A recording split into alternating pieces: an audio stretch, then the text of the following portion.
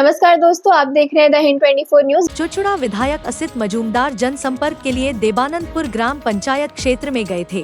तभी अचानक एक नाली का स्लैब टूट गया और उनका पैर ड्रेन में गिर गया और चोट आई, जिसके कारण उन्हें जनसंपर्क रोकना पड़ा और डॉक्टर के पास इलाज के लिए जाना पड़ा। डॉक्टर ने बताया कि उनके पैर में मोच आ गई है और उन्होंने 1 महीने का आराम करने होगा। विधायक ने कहा, देवानंदपुर इलाके में पानी चोरी के 10 मामले हैं। लोगों की शिकायत उन्हें पानी नहीं मिल रहा है। जानकारी लेने के लिए इलाके में गया था, तभी घटना घटित हुई। বেরোচ্ছি মানুষের অভিযোগ আছে, এখানে জলের প্রবলেম আছে, মানুষ ঠিক করে জল পাচ্ছে না। আর এই তো ড্রেনের অবস্থা দেখছেন। আমার সাথে পঞ্চায়েতের প্রধান উপপ্রধান আছে, পঞ্চায়েতের মেম্বাররা আছে।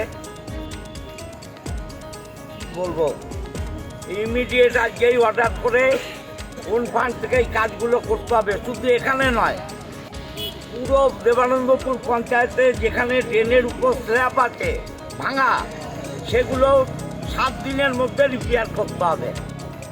আমি তো নিজেই এই ড্রেনের মধ্যে পড়ে গেলাম এবং জানি না কি হচ্ছে, পাটা ফেলে হাঁটতে পারছি না।